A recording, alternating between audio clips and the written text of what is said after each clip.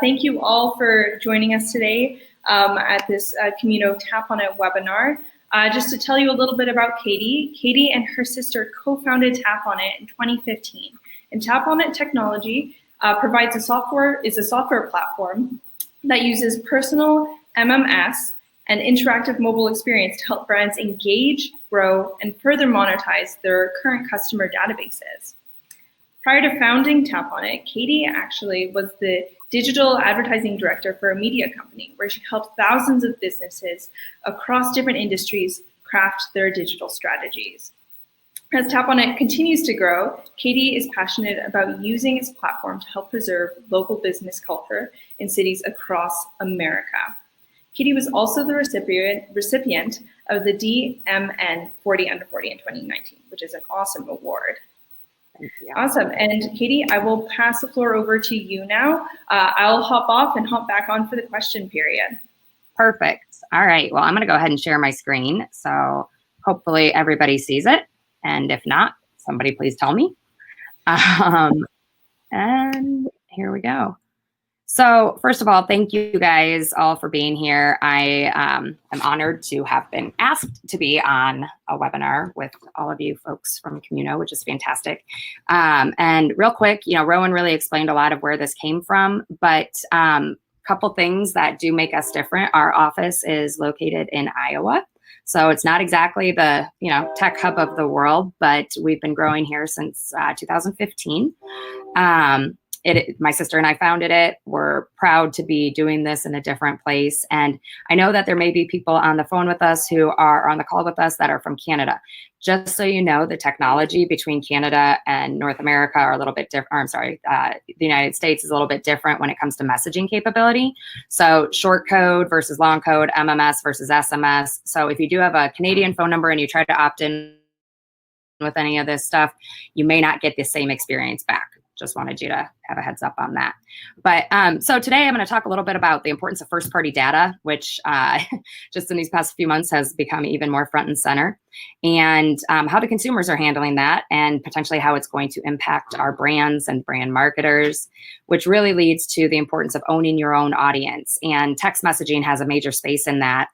So we'll talk a little bit about how we use text to help drive conversion. We'll go through a quick case study and then talk about what brands can do to start building their own databases and then retaining those. So starting out, I think that we all know that data is kind of a big deal. It's been said multiple times that now data is the new oil. It's more valuable than oil. And for most of us, whom I'm assuming are not in the oil business, that's a good thing. But it's important to understand really what kind of data is available out there. And there's really three different things to look at. First party data is the data that you are collecting either for your own brand or for the brand marketer if you're an agency. And it's something that the consumer actually provides back to you. All right, so it's given to you. Second party data is when you're purchasing from somebody else's, and third party is usually a bunch of different sources bringing data together and it's sold in large quantities. So I heard an analogy yesterday that I thought was great. Think about it like a wedding invitation. Was the invitation sent to you? Are you the plus one, or did you just crash the party? All right.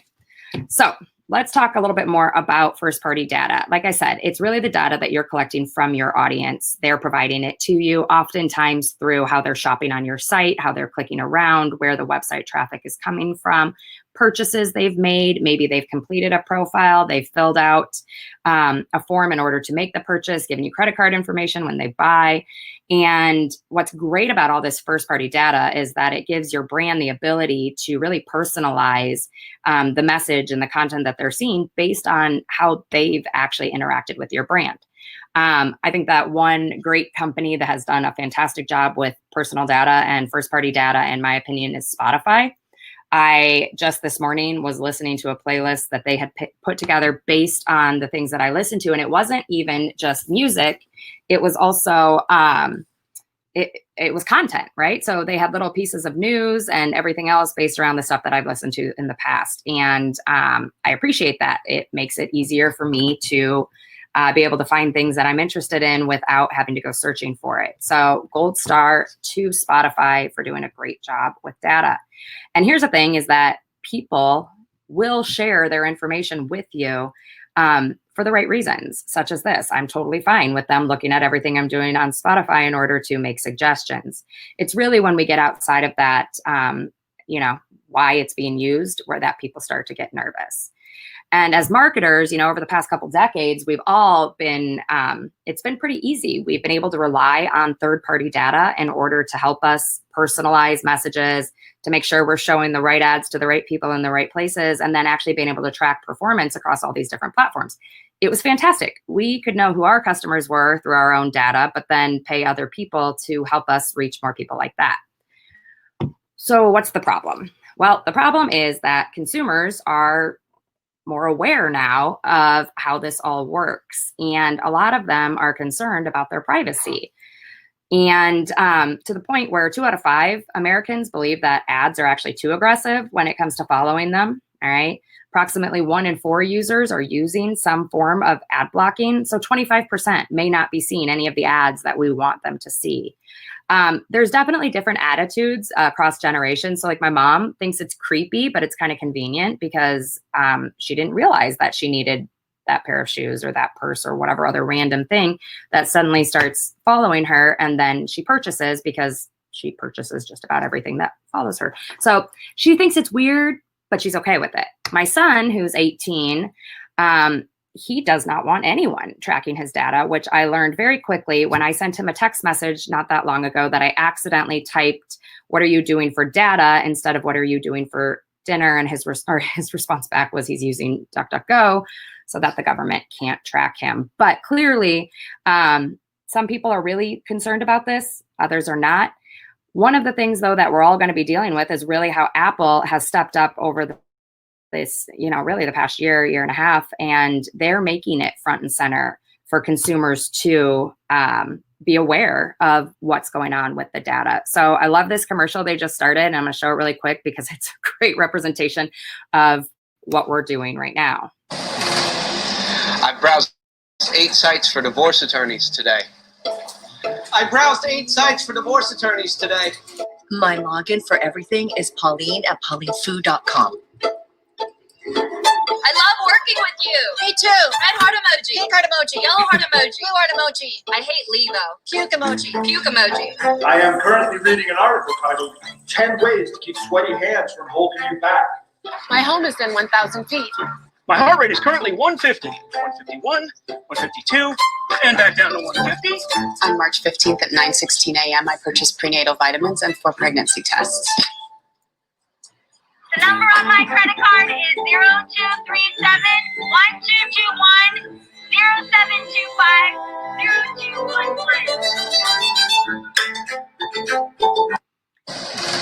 0231-221-0725-0215. So clearly, Apple is making it very clear to everyone out there that a lot of information and some information that we maybe don't want to be sharing, such as credit card numbers, is out there in a really public way. And so, through their most recent launches, especially iOS 14, which just came out this month, they're making it really easy for consumers to see what information is being tracked, when it's being tracked, and then to make the decision, right? So instead of having to go in and turning off some of these tracking capabilities, they're going to ensure that you have to allow it to take place.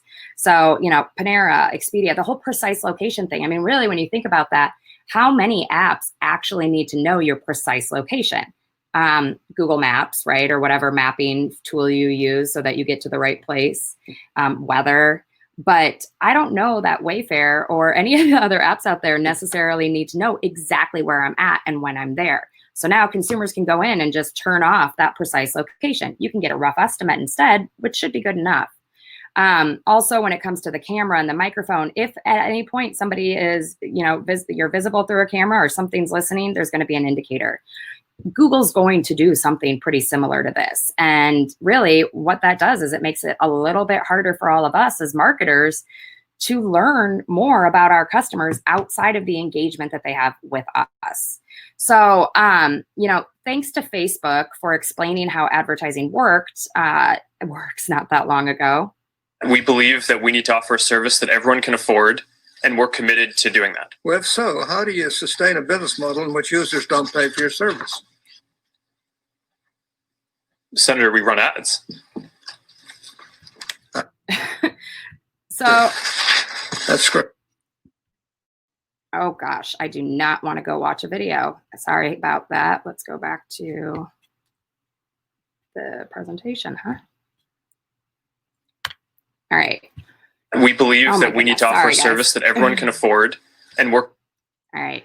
So yeah, like I said, thanks to Facebook for explaining how advertising works and how they make money. And clearly, Apple was concerned with Facebook's concern. So some of these privacy settings, we have a little bit of time to figure it out before it gets pushed live. So some of the main pieces that iOS 14 was really going to be pushing forth in September have been pushed off to next year. But what does this mean for all of us as a brand? It means that our job is going to get a little bit harder, because instead of just being able to rely on third-party tracking, we're really going to need to start gathering that information ourselves to be able to put the right content in front of the right people where they're at. And, you know, really it does impact all stages of the digital marketing life cycle, which is exactly what Facebook had said. And when you think about publishers who are relying on revenue from programmatic ads, this is going to make a huge difference. But as a brand or a brand marketer, what do we need to do? I think the biggest thing, one of the biggest things we need to do is we have to stop relying just on other people's audiences. We all work so hard to build Facebook following, Twitter following, you know, pins, YouTube views, now TikTok following. I mean, it's all, and it's going to continue to grow and add more brands into this at all times. But at the end of the day, all of those Facebook followers and likes that you have on your brand's page, you know, that audience doesn't actually belong to us. It belongs to Facebook. And as you know, there's a million different algorithms out there that decides who sees your content, when and how, and we don't control that. And, you know, not that this is going to happen, but let's just say that all of a sudden Facebook were to go away. All of the work that we've put into building up those following, that following would go away with it. So what do we need to do? I think that we really need to start working more to continue to build those first-party databases. And one thing that I think, you know, what Apple's rolling out and Google will follow is really showing us is that we need to be asking people for permission, right? Like getting that opt-in from the end user is going to be really valuable because they know what to expect. So, you know, get the opt-in, ask for more information. Like I said earlier, most people will give you information about themselves because they do want personalized content. So if you ask for it, and then once you get them into your site, continue to use and gather data that way. And then, you know, don't spoil it. I mean, clearly I'm going to be talking here in a second about text messaging, and you've got to be careful about the frequency. That relationship is, no matter what level it is with the customer, is something that can easily be broken. And we all know that your most expensive customer is a new one. And the best thing you can do as a brand is to continue to retain old customers as you add new ones there. So first party is great, but first party and permission based is even better. So, okay, moving on from talking about all of the other people's audiences, you know, I'm looking at here what are some of the most high performing channels when it comes to brands and marketing. One of those things is loyalty programs, right? Over 62% of people have said that they've signed up for some form of a loyalty program. And on average, any one user is signed up for 15 programs. The problem is that 60% of those people never even participate after that initial sign up. Looking at coupons, I think that we all know that couponing has been around for a long time. It's a great call to action that drives results. Digital couponing, you know, it's been around for a while now, and yet really there's not that many brands are using it. So, you know, 31 billion digital coupons were redeemed just by 2019, which was up 42% from 2016. But when you think about large, especially consumer brands, they haven't necessarily adopted digital couponing. And one of the reasons is because it's hard to come up and to really put forth an effective platform, right? When you consider all the different SKUs that are out there and the different POS systems that they're operating with. And then the last thing is email, and I'm gonna hit on email here for a little bit. I think probably everyone here has some form of an email database. We've been building them for years, and in most cases, it can be one of the highest performing channels. You know, 80% of marketers said that it performs 2x over social. unfortunately, the open rates are not what they used to be. And when it comes to consumers, they know that over 50% of the email that they're receiving is actually spam. Thinking about email even further, it's getting harder as well because of some of these platforms, such as email providers. Looking at Google here, they're making it very easy for the email to be filtered, like in the promotions, right? So they're pulling your email right out of the mix and putting it into a separate file. So they're making it easy for consumers to know when it is a marketing message. They also are paying attention to what's actually being opened. And if you haven't opened it, they're making it super simple for consumers to unsubscribe. And, it's too much work for them to click into the message, scroll to the bottom, find the unsubscribe, and go through that whole process. So in this case here, Google's trying to clean up that email inbox, which to a certain degree I appreciate, because when I look at my phone, and that is truly a screenshot of my phone, which if I look at it now, that screenshot's probably from August. I'm now at 37,000 unread emails. I currently have 5 unread text messages, which have all come in since we've been sitting here. And I think a lot of us are in that same space. I hope you don't have 35,000 unread emails, because it sucks and it's a really big number and I can't get that red circle to go away. But for most of us, we have multiple email addresses, right? I have 4. If I had to get another email address, it's annoying, but I do it. It's not that big of a deal. And I definitely look through these emails, but I never get to all of them. Whereas when it comes to my cell phone number, I only have 1. I've had the same cell phone number since I was a junior in high school. And when it comes to my text messages, even if it's to get that little red 1 to go away, people open their text message.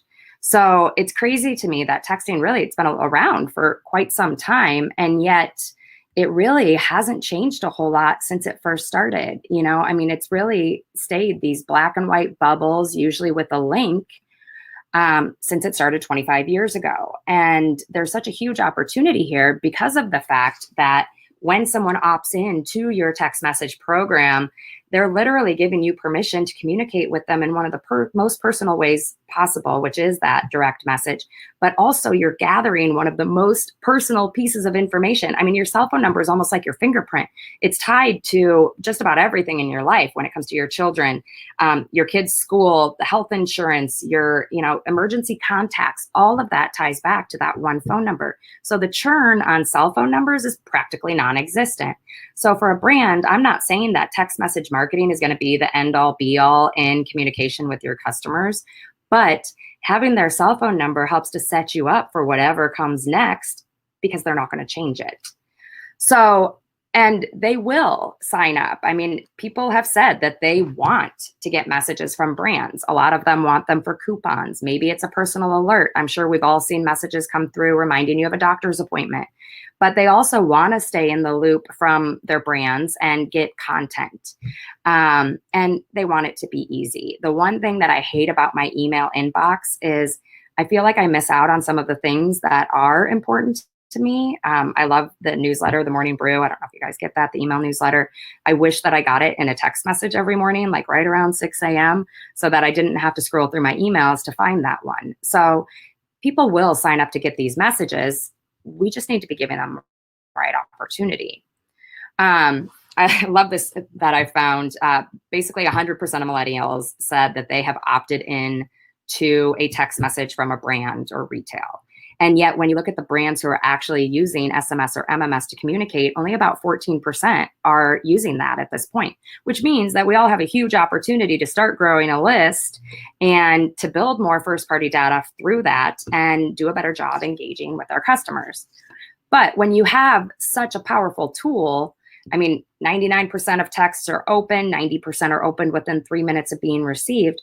Why are we not doing a better job using that space, right?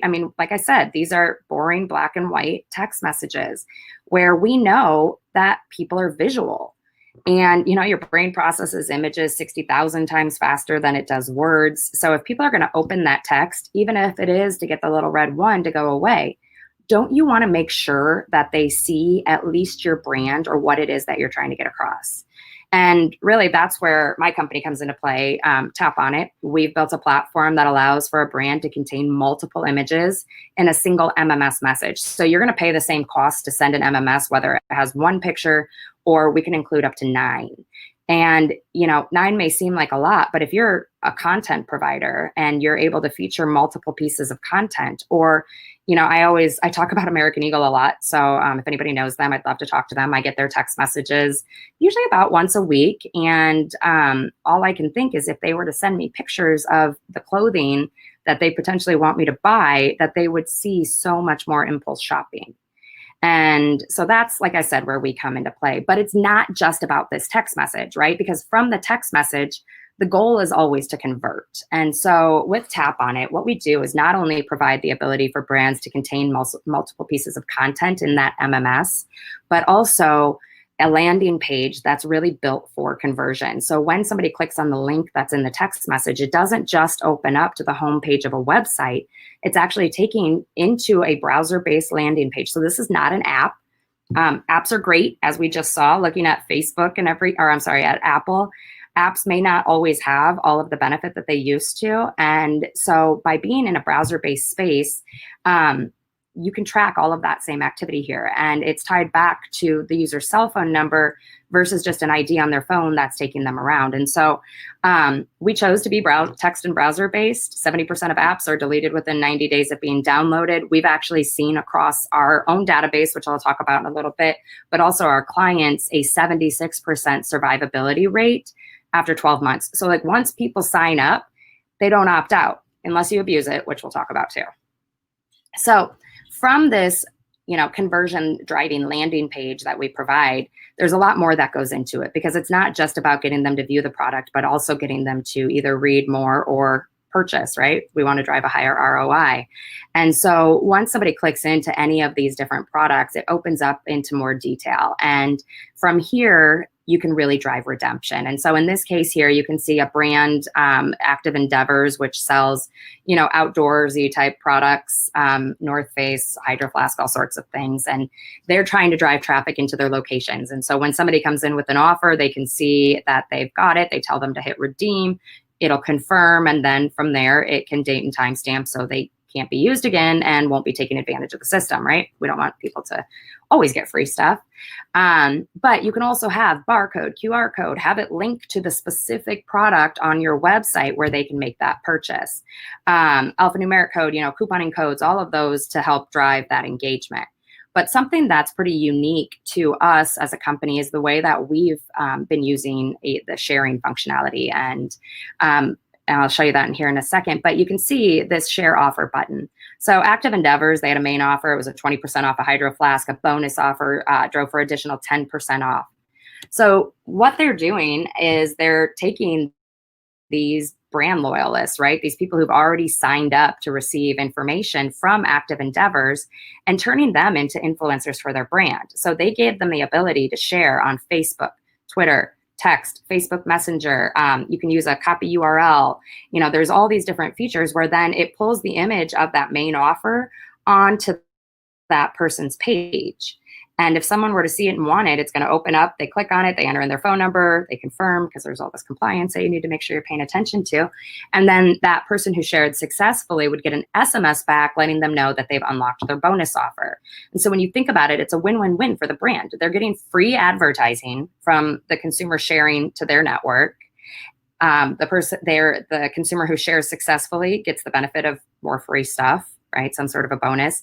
But more importantly, Active Endeavors database just grew by one person organically, which again, your most expensive customers are your new customers. Being able to retain customers saves you money, but having somebody else grow your list for you is one of the cheapest forms of new customer acquisition. And, I mentioned content and I mentioned, couponing and things like that within this platform. But like I said, when it comes to content, we're all working so hard to put awesome content together for those social media channels where, again, an algorithm decides who sees what. But imagine being able to take some of that content and put it into the text thread of these people who signed up to receive it. It doesn't have to be anything different. It's just pretty much guaranteed visibility. So when you own your audience, you can take that content that you're already creating and put it in front of them in the text thread. And then in some cases, we have clients who are using the integrations where in this example here, they have a video that they wanted people to watch instead of driving them to YouTube, where then you might lose them to cat videos or something from there. The entire thing can be listened to or be viewed right within that browser space. So they're not leaving the site, being able to keep them engaged. There's a lot of other features and functionality that we use for different clients. Personalizing the message, again, is going to help you gather data and then use that data in a really personal way, which is important to the customers, right? People want to know what they're getting and who it's coming from and why. And so that personalized data can really make a difference. I think we're all probably pretty familiar with like triggered events, right? When it comes to email. So, you know, I put something in my cart, I leave the website, later I get an email reminding me that I put it in my cart and maybe I get free shipping to buy now. That same type of communication, that abandoned cart messaging can be triggered in a text message too. So, you know, if your email doesn't work, maybe 24 hours later, you remind them with a text. And really that's just going to help you close the loop. And then lastly is loyalty. And I think that a lot of brands, like I said, a lot of brands are out there using it. Consumers are willing to sign up for it. But how do you get that 60% who aren't participating once they sign up to really be engaged? And what we've done is we use gamification, right? If you want someone to do something, make it fun, make it engaging, reward them for completing the tactics or tasks that you want them to. And once they have enough points, allow them to pick something or reward them with more from your brand. And all of that action that's taking place, whether it's in the landing page, whether it's in the gamification tool, it really all is gathering first-party data for your brand so that you can use that going forward to drive deeper engagement. Oops. And then also being able to measure, right? Clearly, we all want to make sure that the marketing that we're doing is driving a positive ROI. And I think everyone knows that digital makes that so much easier. And so, you know, being able to track, and this is an example of a Dairy Queen in Dubuque, Iowa, so not far from here, whose database only had 3,500 people in it, where they had a 10% redemption rate of the offer, which is fantastic. But what's crazy is when you look at their sharing, so, you know, you could share to earn a small cone. They had over a 1,400% click-through rate on their Facebook shares. And that promotion didn't cost them anything because the people in their database became influencers for them, helping to drive more opt-ins. You can see that their database grew by about 90 people just from sharing, which was almost a 60% conversion on those shares. So real quick, I want to give a case study, and this is actually another pretty small business located here in Iowa. All right, so Bettendorf, Iowa, if you guys ever want to come visit, it's lovely. I don't know if you can come right now, thanks to COVID, but it's a single location garden center, and they started using our technology to retain customers. They've had email forever. Their email database honestly had one of the highest open rates I've seen in the area, but they knew that they could do more, and they also wanted to make sure that they were bringing in a younger demographic. And so they launched this about 2 years ago, and their database is actually over 10,000 people already, which if you're considering the fact that it's a single location garden center in Bettendorf, Iowa, that's pretty impressive. And they've seen redemption rates as high as 12%.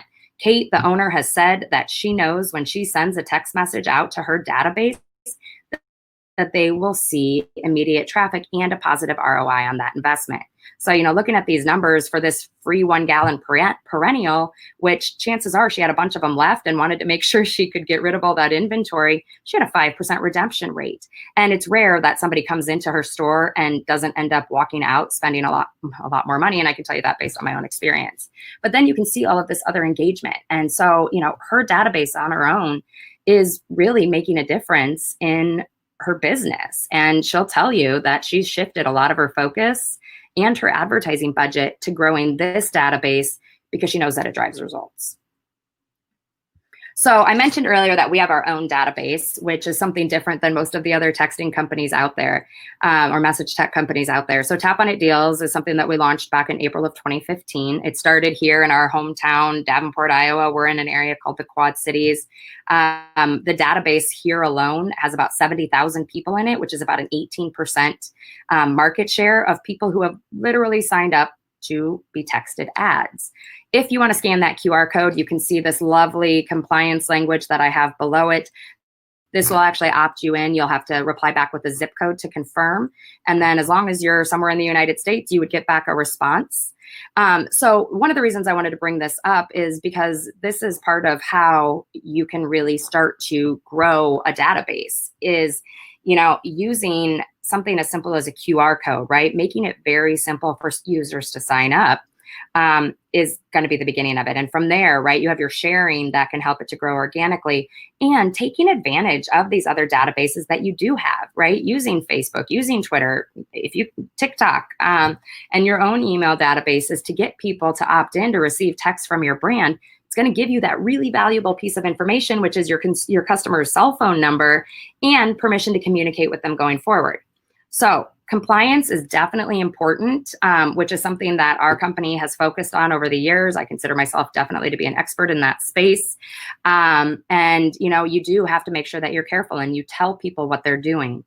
One of the best ways that we grow our own databases outside of, and our clients outside of the sharing functionality is through sweepstakes, which I'm sure that many of you have been distracted staring at this screen because it's the prettiest screen around. And one of our major sweepstakes that we did to grow our database was giving away 2 tickets for someone to go to Chicago to Ace Comic-Con, where they got to have a meet and greet with Chris Hemsworth, aka Thor.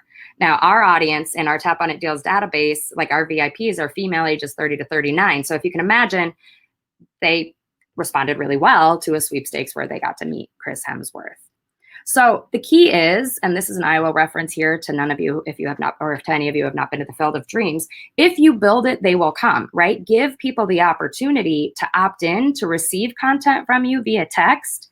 And if you give them a good reason and you send them great content, they're gonna do it. The problem is you really do have to be careful because as easy as it is for them to opt in, it's that easy for them to opt out. All they have to do is reply, stop, and they'll be out of your database. And then you have to start over again. And so the last thing I want to really leave you with here are some rules in order to really retain that database. Like I said before, be compliant. There are lots of rules that are monitored by the FCC, the TCPA, CTIA, and probably a lot of other logos that tell brands and consumers how you need to drive opt-ins. So make sure you follow the rules, otherwise it's expensive. When it comes to driving the consumer to opt-in, make sure you tell them what you're going to do. Is it recurring messages? Is it 2 messages a month? And then make sure you follow through with what you say you're going to do.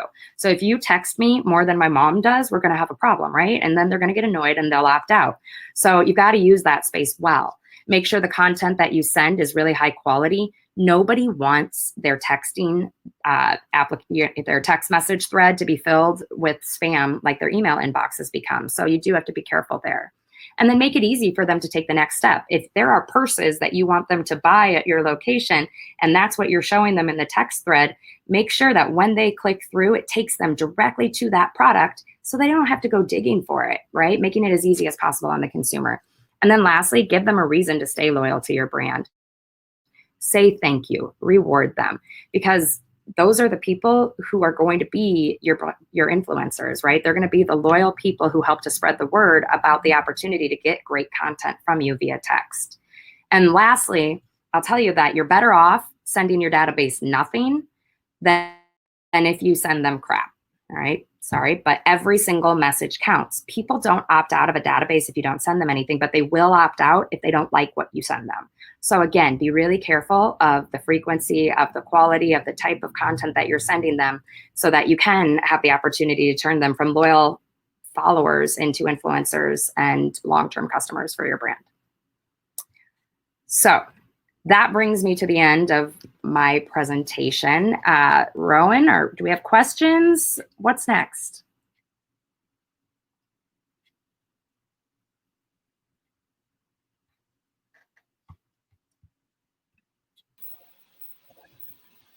Just hopping back in here, taking a hot second to load. No problem.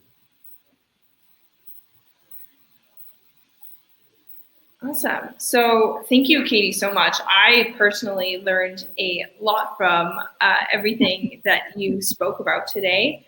My camera here is still loading, but I wanted to let everybody know who's joining the webinar today that TapOnIt does have a partnership with Communo, and that we do have a specific offer to help you start building your own database, or to take it to your clients and help them start building their own database. So I'm sending out a pop-up offer that's just going to come up onto your screen. If you click the redeem button, it will take you to a contact page with TapOnIt, where you can get in touch with them and learn more about their products and how they can be of use to your both clients and customers. Awesome. And now I will jump into some questions. I'm still having some video issues, but I think I can still talk and get them started. Awesome. So I'll get started with a question from Brittany here. She said, how often is too often to send messages to my database? You know, it kind of depends. First of all, don't do it more often than you said you were going to. So if you tell someone that you're going to be sending messages up to 3 times a week, that's totally fine. And you would want to go with recurring. If you say you're going to send messages up to 2 times a month, then be careful. You don't want to do it more than that.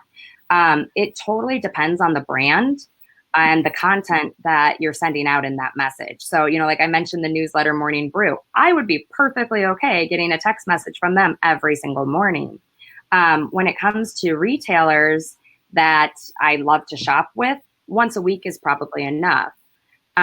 So you kind of got to think about what your content is that you're sending. The other thing is text messaging is not necessarily for every single brand out there, for every type of company out there. And so you really got to consider, you know, do people want to have that personal of a communication channel open with me? And if not, what other ways can I use to drive that? Absolutely. Just a question building off of that. Would you say that there are optimal companies? And if there are, could you list a couple for us? Yeah. So first of all, I always think of something along the lines of, if they're doing direct mail, if they're spending money in any form of print, if they are communicating through email, especially newsletters, updates, things like that, just about any brand that uses that type of technology now to communicate could be building a texting database. So a couple examples, retail for sure. So I shop at Express a lot. When they send me a text message, I almost always look at it because I'm trying to see what kind of specials they have and if there's any killer deals out there. Retail could be killing it in this space by putting more images into the text thread, driving me to not only shop with them, but actually impulse shop because I like whatever it is they just sent me. Grocery, newsletters, like I said, you know, again, there's a lot of email newsletters that go out. There's some that I wish I got in a text thread instead of in my email inbox, because I think I'd be more likely to open it and engage because it's not mixed in with so much other clutter. So, you know, that's definitely a couple of ideas, but really, you know, restaurants, retail, entertainment. If you want people to know about something that you have going on and it's something that they probably want to hear about, I'm sure there's an opportunity to use messaging in your marketing strategy. Yeah. I don't know. I saw one of the questions from Ben Parrish. I'm not actually getting any sort of sponsorship, but if anybody knows someone at the Morning Brew, please, I want to help them because I want their newsletters in my email inbox. And Ben, I wish you would have signed up through from my link, because I'm only like 10 subscribers away from earning a free set of matching pint glasses. So, all right, Rowan, we got a couple of. Yeah, Anya said, this talked a lot about B2C, but have you worked with B2B strategies and how does it differ? Yeah, so actually, if you think about TapOnIt deals, there's a B2B and a B2C component, because our B2B is that we are helping brands such as Chick-fil-A and, you know, I mean, all sorts of brands. We work with anything, restaurant, retail, entertainment, and we're helping them get in front of our audience in the text messaging space. I think that B2B, when it comes to vendors in general, making sure that people are up to date on new features, updates if that need to be done. I mean, there's a lot of different use cases. We actually had a major employer in the steel industry or aluminum industry, I don't even know, I have to learn more about this, reach out to us because they want to use something like this to communicate with their employees. And they have thousands and thousands and thousands of employees all over the United States. And so we're working on some use cases there. But the reason he's looking at text is because he knows that people open their text messages and he wants to make sure that his employees see the messages that they're sending. So if you've got a B2B scenario that you want to talk about, we would love to explore it with you because we have lots of ideas. Awesome. Owen here says, how big do you think a list needs to be in order for it to start providing meaningful returns for a consumer business? You know, it totally depends because there's lots of different levels of like features and pricing and packages, but the majority of the cost behind message tech is the actual message that's getting sent. And so your cost will only grow as your database grows because you're really just paying for the number of people that it goes out to. So, I mean, you could have a small database. I know, you know, a deli, like a local deli here in the area that, I mean, their database is only about 200 people. But she pushes out specials once a week for letting people know about their soup, you know, their Taco Tuesday or whatever it is, and she'll see an immediate response that drives foot traffic into her store, which they're spending money. And so she's already seeing a positive return on that marketing investment. Awesome. So it really just depends on the company and the size. So if a company, this is a personal question, building off of that, if a company already has a database, what steps do they have to go through to get everything approved so that they can start texting them with TapOnIt? That is a fantastic question and definitely goes back to that whole compliance thing that you have to watch. I had a call this morning with a customer, potential customer, who said, hey, we have a database of like 100,000 people. We gathered their cell phone numbers for something else. What do we need to do to be able to send them text messages? And my first question is, what is the language around when you gather that cell phone number? Because if you don't get permission to send them messages, you're probably not able to send them messages. So, you know, as we talk to people and they say, hey, we have these numbers, our advice may be, let's work on getting those numbers to opt in to receive text messages. And from there, you can really start to use the channel. So it'll depend. If they already have phone numbers that they don't have permission, that's one thing. There are lots of brands out there who are already using texting, but it's just, like I said before, it's kind of boring, right? It's SMS, it's black and white bubbles. If you have that and you own your database and you have proof that you've got permission to text them, give us a call because we can improve that space for you and just help you do it better by using our platform to drive true MMS content and images into your thread and then to convert from there. So it doesn't take that long. It totally depends on the use case for the phone numbers that they have. Awesome, cool. Very interesting to learn about.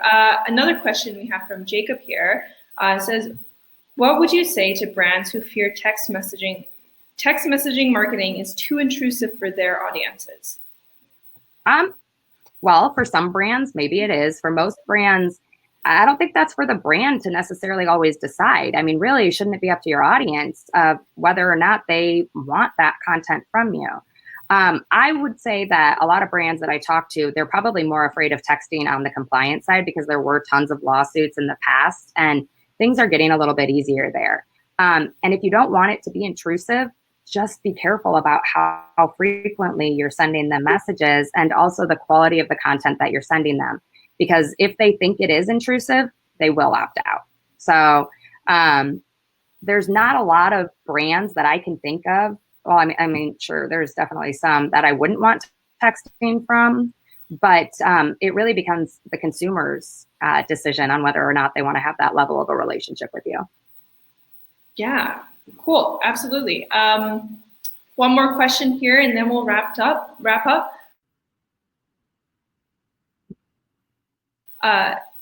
This is most of our new customer acquisitions are coming from Facebook or social channels. How does that compare to the engagement you've seen using MMS? Well, I think that when you saw like some of those engagement reports that I just gave as examples, it totally depends on the offer. It depends on the promotion, just like that. I mean, that's the same thing with Facebook and any other social channel is it depends on the message that you put out there.